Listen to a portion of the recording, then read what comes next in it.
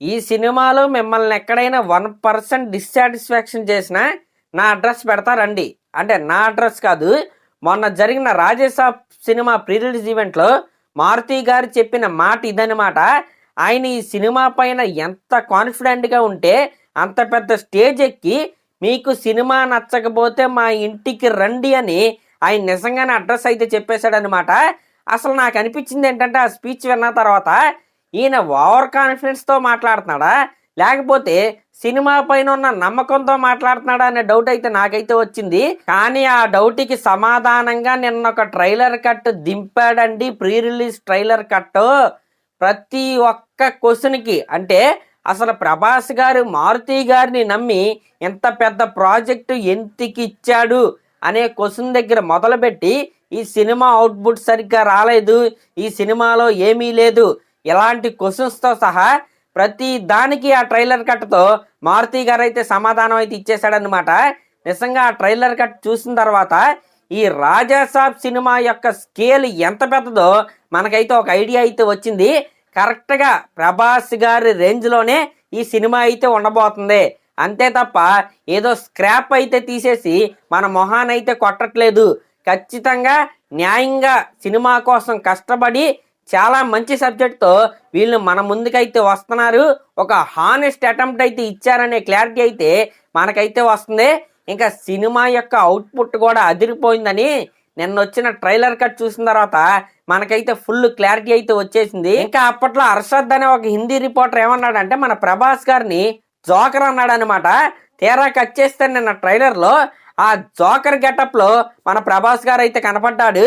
ఇంతగా అడిగి తెలియదు ఏంటంటే జోకర్లు ఎవరి దగ్గర ఎక్కువ ఉంటాయో వాడిదే షో అనమాట. ఆ విధంగా ఒకే ఒక్క గెటప్తో ఈ రాజాసాబ్ సినిమా యొక్క గ్రాఫ్ని అయితే అమాంతం పెంచేశాడు మన రెబల్ సాబ్ గారు. నిజంగా మామూలుగా లేదు. అంటే ప్రభాస్ గారి జడ్జిమెంట్ని కూడా చాలామంది కామెంట్స్ అయితే చేశారనమాట. ఎందుకంటే ఈవెన్ నేను కూడా చాలా వీడియోస్లో అయితే చెప్పాను, కల్కి సలార్ లాంటి పీక్ సినిమాల మధ్యలో అసలు మారుతి గారికి ఎందుకు ఛాన్స్ ఇచ్చారు, అసలు ఈ ఎర్రర్ కామెడీ ఎందుకు ఒప్పుకున్నారు అనే డౌట్స్ అయితే చాలామందికి అయితే ఉన్నాయి. అసలు ప్రభాస్ గారి మైండ్లో ఏముంది, ఆయన చూసిన విజన్ ఏంటనేది ప్రతి ఒక్కరికి కూడా నిన్న వచ్చిన ట్రైలర్తో అందరికీ క్లారిటీ అయితే వచ్చేసింది. ఇంక ఇది పక్కన పెడితే ట్రైలర్ అయితే బ్లాక్ బస్టర్. నిజం చెప్తున్నా కదా, రాజాసాబ్ సినిమా టైం ఎప్పటి నుంచి స్టార్ట్ అయిందంటే ప్రీ రిలీజ్ ఈవెంట్లో ఎప్పుడైతే ప్రభాస్ గారు స్టేజ్ ఎక్కి మైక్ పట్టుకుని మాట్లాడారో అక్కడి నుంచి సినిమా పైన ఉన్న నెగిటివిటీ మొత్తం కూడా అలా చల్లా చెదురైపోయిందనమాట. అది కావాలని పెంచిన నెగిటివిటీ అవ్వచ్చు, లేకపోతే అంతకుముందు వచ్చిన సాంగ్స్ వల్ల వచ్చిన నెగిటివిటీ అవ్వచ్చు, ప్రతిదీ కూడా ప్రభాస్ గారి స్పీచ్, మన డార్లింగ్ స్పీచ్ వినగానే అసలు ఈ సినిమా పైన ఫుల్ పాజిటివ్ వైబ్స్ అయితే వచ్చేసినాయి. కరెక్ట్గా ప్రీ రిలీజ్ ఈవెంట్ అయిన రెండో రోజు ఈ ట్రైలర్ కట్న అయితే దింపారు. ఇంకా రాజాసాబ్ సినిమా పైన ఇప్పుడు ప్రజెంట్ చెప్పాలంటే అసలు నెగిటివిటీయే లేదనమాట. ఎక్కడ చూసినా సరే సినిమాలో ఏదో ఉందరా, ఖచ్చితంగా సినిమాకి వెళ్ళాల్సిందే అని ఆడియన్స్ మైండ్లో కూడా ఇప్పుడైతే వచ్చేసింది. మొన్నటి వరకు అయితే కొద్దిగా డౌట్గా ఉంది, కానీ ఇప్పుడైతే సినిమాకి మంచి పాజిటివ్ వైపు అయితే ఉందన్నమాట. అసలు ఇది రెబల్ మ్యానియా అయితే స్టార్ట్ అయిందని నేనైతే చెప్తాను. ఇంక ఇది పక్కన పెడితే ఇంకా నిన్న ట్రైలర్లో ఈ సినిమా నుండి ఇంకొక సాంగ్ అయితే రిలీజ్ అవ్వాలి. ఆ ముగ్గురు హీరోయిన్లతో కలిసి మన ప్రభాస్ గారు డ్యాన్స్ చేసిన సాంగ్ అయితే ఉంది కదా, నాచే నాచే సాంగ్. ఆ సాంగ్ యొక్క చిన్న గ్లింప్స్లో అయితే వీళ్ళైతే చూపించారు. నిజంగా ఆ ఫ్రేమ్లో ముగ్గురు హీరోయిన్లు ప్లస్ మన ప్రభాస్ గారు అనమాట. అయినా సరే ముందు కాన్సన్ట్రేషన్ మన డార్లింగ్ వైపే వెళ్తుంది. నిజంగా ఆ కటౌట్ అలాంటిది. ఇంకా నిన్న ట్రైలర్లో ఒక షాట్ అయితే ఉంది, మొసల్ని తీసి ఇలా కొట్టాడు కదా, అదే వేరే హీరో గనక అది చేసుంటే ఈ పాటికి ట్రోల్స్తో సోషల్ మీడియా మొత్తం నిండిపోయేదనమాట.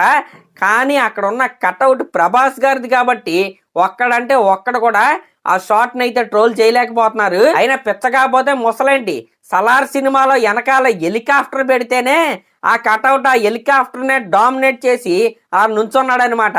ఆయనకి ముసలు ఒక లెక్క. ఇంకా మనం ఇక్కడ మన తమనన్న గురించి అయితే ఖచ్చితంగా మాట్లాడాల్సిందే. ట్రైలర్ లాస్ట్ 1 minute బీజిఎం ఏదైతే ఉందో నిజంగా చింపి అవతలేసాడని చెప్పాలి. తమనన్నని అండర్ ఎస్టిమేట్ చేయటం అనేది మన తప్పే. Of course rebel Saab song అనేది థియేటర్లో ఖచ్చితంగా పేలుతుంది, ఇదైతే గుర్తుపెట్టుకోండి. సహనా ఫుల్ వర్షన్ కూడా థియేటర్లో చూసిన తర్వాత అది కూడా చాలా అంటే చాలా బాగా నచ్చింది అందరికీ. ఇంకా థర్డ్ సాంగ్ రాజే యువరాజే బ్లాక్ బస్టర్ సాంగ్ అనమాట. ఇంకా నాచే నాచే సాంగ్ అయితే మన ముందుకైతే రావాలి. ఆల్బమ్ వైజ్గా కూడా రెబల్స్ ఆఫ్ సినిమాకి ఒక డీసెంట్ ఆల్బమ్ అయితే మన తమనన్న అయితే ఇచ్చాడు. ఇంకా బీజిఎం ఏ రేంజ్లో ఇచ్చాడంటే నేను ఆ ట్రైలర్ కట్ చూసిన తర్వాత మనకైతే అర్థమైపోయింది కదా. ట్రైలర్ కట్ 1 వచ్చినప్పుడు ఏదో మిస్ అయిందే అన్న ఫీలింగ్ అయితే ఆడియన్స్కి అయితే వచ్చింది. కానీ నిన్న ట్రైలర్ కట్ చూసిన తర్వాత తమనన్న ఎర్రకొట్టేశాడ్రా అని ప్రతి ఒక్కరైతే మాట్లాడుకుంటున్నారు. అసలు ఆ తమనన్న మీద డౌట్స్ ఎందుకు వచ్చినాయి అంటే ఇది ఒక హర్రర్ కామెడీ సినిమా.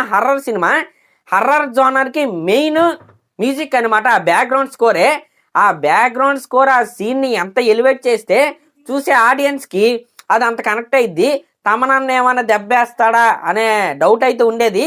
కానీ డౌట్స్ అయితే ఏం అవసరం లేదనమాట. మనోడైతే చింప అవతలేసాడు అనే క్లారిటీ అయితే ప్రతి ఒక్కరికైతే వచ్చేసింది. ఇంకా నిజం చెప్పాలంటే మొన్నటి వరకు సినిమా పైన చాలా నెగిటివిటీ అయితే ఉంది. కానీ సినిమా రిలీజ్కి ఇంకా 10 రోజులు 8 రోజులు ఉందనమాట. ఈ టైంలో ఈ సినిమా పైన నెగిటివిటీ మొత్తం ఎగిరిపోయిందనమాట. ఈ సినిమా రిజల్ట్ ఏదైనా అవ్వచ్చు. అంటే ప్రజెంట్ అయితే పాజిటివిటీ అయితే ఉంది. ఈ సినిమా రిజల్ట్ హిట్టా ఫ్లాపా అనేది సినిమా రిలీజ్ అయిన తర్వాత మనకైతే తెలిసిద్ది. కానీ ఏం నెగిటివిటీ లేకుండా ఈ సినిమా ఇప్పుడైతే రిలీజ్ అయ్యిద్ది. జస్ట్ పాజిటివ్ టాక్ వచ్చిందా గల్లంతే రికార్డ్స్. దీంట్లో ఎటువంటి డౌట్ అయితే లేదు. ఇంకా ఈ సినిమా హిట్ అవటం వల్ల జరిగే మేలేంటో తెలుసా? స్టార్ హీరోలు ఎవరో కూడా ఒక హర్రర్ సినిమాని మెయిన్ స్ట్రీమ్ సినిమాగా అయితే వెంటనే ఎంచుకోరు. ఈ సినిమా కనుక హిట్ అయిందా కమర్షియల్ సినిమాని ఏ విధంగా అయితే వాళ్ళు ఎంచుకుంటారో, హర్రర్ కాన్సెప్ట్స్ ఏమైనా మంచి ఇంట్రెస్టింగ్గా ఉంటే వాళ్ళైతే ఖచ్చితంగా ముందడిగేసే అవకాశం అయితే ఖచ్చితంగా ఉంటుంది. అప్పట్లో రజనీకాంత్ గారి చంద్రముఖి హర్రర్ జోనర్లు అయితే వచ్చి బ్లాక్ బస్టర్ కాదు సౌత్ ఇండియన్ ఇండస్ట్రీ హిట్ అయితే అయింది. మళ్ళీ ఇన్ని సంవత్సరాల తర్వాత ఒక పెద్ద హీరో హర్రర్ సినిమా చేస్తుంది ఈ రాజేసాబే అనమాట. కాబట్టి ఇది కూడా అదే రకంగా పెద్ద హిట్ అవ్వాలని నేనైతే కోరుకుంటున్నా. మరి అదనమాట మ్యాటర్. ఇంకా మొన్న ప్రీ రిలీజ్ ఈవెంట్ అవ్వకముందు మారుతి గారిని కావచ్చు, సినిమా ప్రొడ్యూసర్ అయిన విశ్వప్రసాద్ గారిని కావచ్చు, మన తమనన్నని కావచ్చు, ముగ్గురిని తిడతానే ఉన్నారు. కానీ ఇప్పుడు ముగ్గురిని కూడా పొగుడుతున్నారు అనమాట. జస్ట్ టైం గ్యాప్ అంతే. టైమింగ్లో ఎటువంటి గ్యాప్ అయితే ఉండదు. ఎందుకంటే ఆల్వేస్ పెట్టిన ఎఫర్ట్స్ కంటెంట్ మ్యాటర్స్ అనమాట. జనాల్లో మంచి పాజిటివిటీ అయితే ఉంది. ఇది ఎలాగే కంటిన్యూ అవ్వాలని నేనైతే కోరుకుంటున్నా. మరి అదన్నమాట మ్యాటర్. మరి దీనిపై మీరేమనుకుంటున్నారు కామెంట్ చేయండి. ఇంకా ఇక్కడ నేను ఇంకోటి అయితే చెప్పాలి. అదేంటంటే ఈ సంక్రాంతికి వచ్చేవన్నీ ఫ్యామిలీ ఎంటర్టైనర్సే ఒక రాజేసాబ్ సినిమా తప్ప. అంటే రాజేసాబ్ సినిమా కూడా ఫ్యామిలీ ఎమోషన్స్ ఉంటాయి. ఫ్యామిలీ ప్లస్ హర్రర్ అనేది ఇక్కడ మిగతా సినిమాలకి దీనికి డిఫరెన్స్ అనమాట. హర్రర్ కాన్సెప్ట్ అనేది.